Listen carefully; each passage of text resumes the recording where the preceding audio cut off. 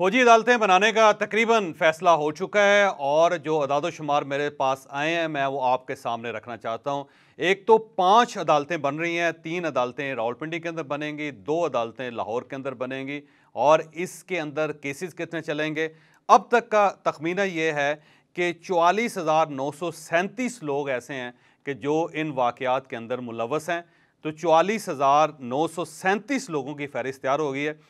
लाहौर शहर के अंदर 7,000 लोग हैं कि जो इस वाक़यात में जो कोर कमांडर के घर के ऊपर अटैक के अंदर मुलव्वस हो सकते हैं।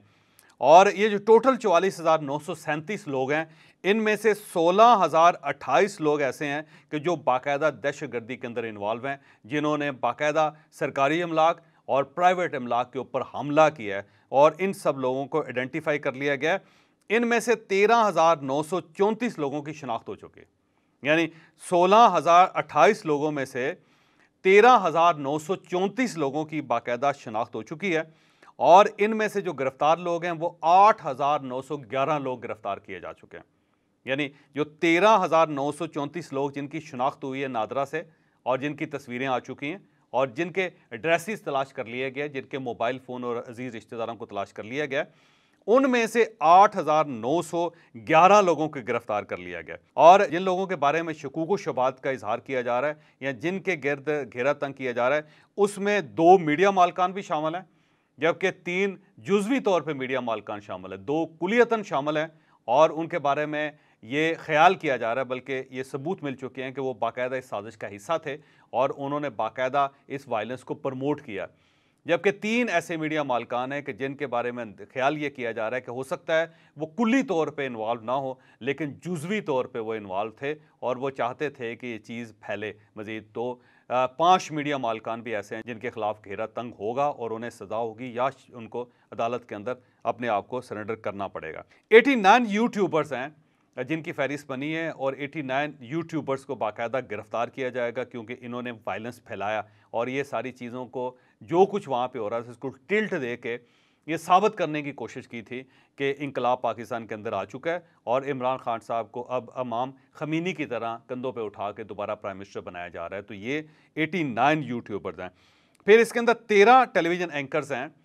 जिनकी फहरिस्त बनी है और इन 13 टेलीविज़न एंकर्स के बाकायदा प्रोग्राम्स और इनके शार्ट्स और फिर इनकी जो गुफ्तगू है उसकी बुनियाद पर बाकायदा मुकदमा बनाया जा रहा है। फिर 427 ट्विटर हैंडलर्स हैं जिन्होंने इस सारी खबर को फैलाया और जिनकी वजह से वायलेंस में इजाफा हुआ। तो ट्विटर हैंडलर्स जो हैं 427 इनकी गिरफ्तारी हो रही है और इनमें से कुछ जो लोग हैं बाकायदा गिरफ्तार किए जा चुके हैं और बाकी सब के लिए छापे मारे जा रहे हैं। 1379 अकाउंट्स ऐसे हैं कि जो फेसबुक के थे और जिनको इस्तेमाल किया गया था इस वायलेंस में और जिसकी वजह से लोगों के अंदर इंसाइटमेंट हुई और लोगों के अंदर इश्ताल फैला और उन्होंने सरकारी इमलाक के ऊपर हमला करना शुरू किया। भाई ये जो सारा कुछ किया जा रहा था इसके बारे में ये इंकशाफ हुआ है कि एक खातून है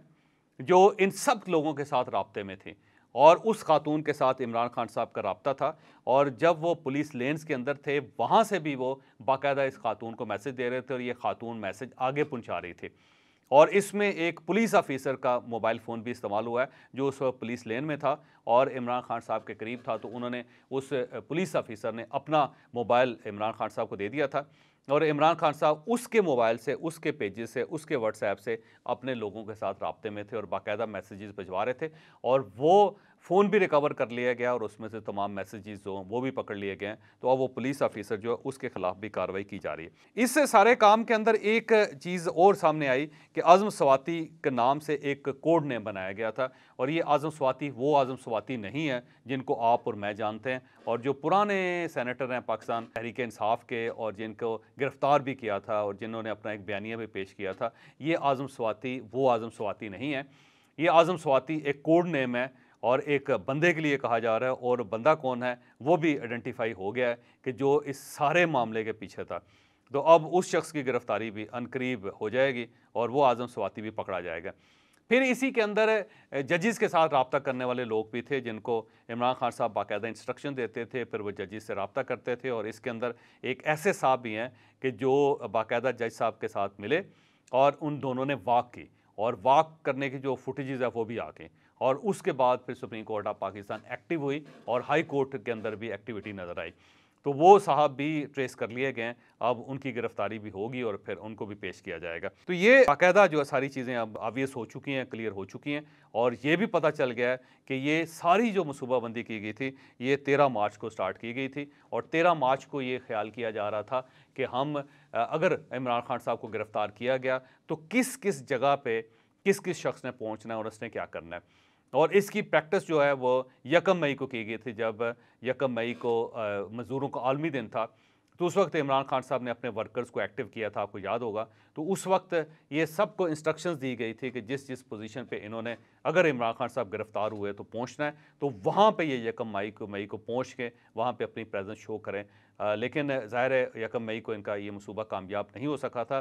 फिर 5 मई को एक ट्राई की गई थी और उसके बाद ज़ाहिर है फिर 9 मई को हुआ। तो इमरान खान साहब ने बाकायदा इसके लिए रैकी की कि अब ये सारी वो इतलात हैं जो अंदर से आ रही हैं और जिनके बारे में ये कहा जा रहा है कि ये प्रॉपर हमारे पास प्रूफ मौजूद हैं जिनको अब पेश किया जाएगा। तो अब अदालतों की कार्रवाई ऑलमोस्ट स्टार्ट हो गई है और अब अनकरीब जो है लोगों को पेश किया जाएगा और जब पेश किया जाएगा तो अदालत के अंदर सामने टेलीविज़न स्क्रीन लगी होगी और बंदे को ये उससे पूछा जाएगा कि आपका नाम ये है और आपकी वल्दियत ये है और आप इस जगह पे काम करते हैं और आप यहाँ पे रहते हैं और आपका ताल्लुक पीटीआई के साथ पुराना है। तो वो अगर एतराफ़ करेगा हाँ जी है, फिर उनसे ये पूछा जाएगा कि बताइएगा कि क्या वाक़ई आपने ये काम किया है या नहीं किया। अगर वो कहेगा नहीं किया गया तो फिर टेलीविज़न स्क्रीन पे वो उसकी फुटेज चला के दिखाई जाएगी, पूछा जाएगा कि आप यही हैं, और अगर वो कहेगा जी हाँ मैं यही हूँ, तो फिर उसके बाद उसे ये ऑप्शन दिया जाएगा कि आपके पास 2 ऑप्शंस हैं, आप एतराफ़ करें अपने जुर्म का, माफ़ी मांगें और अगर अदालत हो सकता है आपको फिर माफ़ कर दे। अगर अदालत ने महसूस किया कि आप वाकई इनोसेंट है और आपको इस्तेमाल कर लिया गया है तो अदालत हो सकता है कि आपकी पार्डन कबूल कर ले। लेकिन अगर आप एतराफ़ नहीं करेंगे तो फिर हर सूरत आपको सज़ा मिलेगी और उसके बाद अगर जुर्म दरमियाने दर्जे का है तो फिर हो सकता है कि अदालत उन्हें पार्डन कर दे या जुर्माना करके या फिर उनके ऊपर कोई पाबंदी लगा के उनको माफ़ कर दिया जाए। लेकिन अगर जुर्म संगीन नौइयत का है तो फिर उसको सज़ा मिलेगी और एक कमिटमेंट है गवर्नमेंट की तरफ से भी और आर्मी इस्टेब्लिशमेंट की तरफ से भी कि कुछ भी हो जाए, इनमें से कोई मुजरम अगर मुजरम है तो उसको सज़ा हर सूरत होगी, ख्वाह उसका ताल्लुक किसी के साथ भी है। यहाँ पे खतीजा शाह का भी बार बार मिसाल दी जा रही है कि उनके जो नाना थे वो साबिक आर्मी चीफ थे और इनके जो वालिद हैं वो वज़ीर ख़जाना रहे हैं सुलेमान शाह और बहुत बड़े इकोनॉमिस्ट हैं और ये खुद खातून जो है बड़ी वेल लिंक्ड खातून है और इनका अपना एक ब्रांड है जो ये चला रही हैं और बहुत पढ़ी लिखी खातून है। ये भी वहाँ पे मौजूद थी और बल्कि इनके बारे में ये कहा जा रहा है कि जो यास्मीन राशिद साहिबा जिस गाड़ी पे गई थी उस गाड़ी को ये ड्राइव कर रही थी और वहाँ पे इन्होंने खुद नारे भी लगाए और उसके बाद फुटेज बना के बाकायदा इन्होंने फुटेज जो रिलीज़ की। तो इनका क्योंकि वेल लिंक्ड खातून है, बड़ा ख़ानदान है, तो इस ख़ानदान ने बड़ी कोशिश की कि खतीजा शाह को बचाया जा सके और बहुत लोगों को इन्वॉल्व किया गया, लेकिन इसके बावजूद किसी जगह पे किसी कान पे जू नहीं रेंगी और खतीजा शाह ज़ाहिर है अब दायरे में आ चुकी हैं, अब वो फंस चुकी हैं और आप देखिएगा कि इनको भी सज़ा सुनाई जाएगी।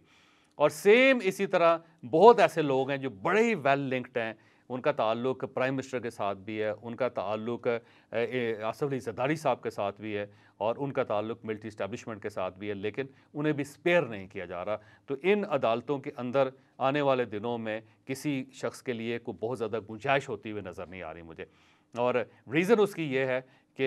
इस्टेब्लिशमेंट का ख्याल ये और गवर्नमेंट का भी ये ख्याल है, पूरी रियासत का भी ये ख्याल है कि अगर हम इन दोनों वाक़यात को पी जाते हैं, 9 मई का वाक़या पी जाते हैं, 10 मई का वाक़या पी जाते हैं, तो फिर अगली बार जो पाकिस्तान के अंदर वाक़यात होंगे फिर उन्हें सँभाला नहीं जा सकेगा।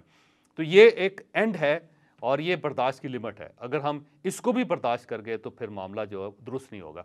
अब सवाल ये कि क्या इमरान खान साहब को गिरफ़्तार किया जाएगा? सारे मामले इमरान खान साहब को गिरफ़्तार किया जाएगा, इसमें कोई शक नहीं है कि गिरफ़्तारी इमरान खान साहब की होगी।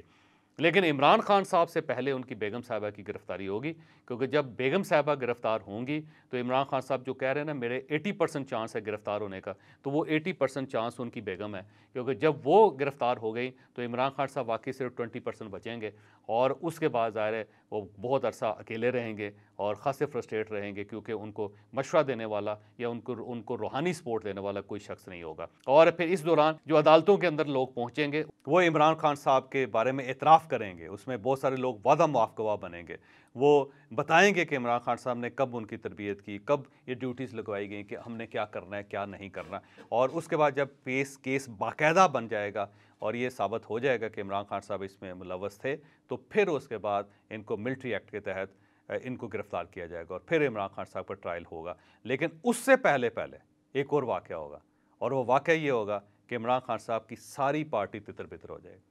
इनके पास लोग बचेंगे नहीं,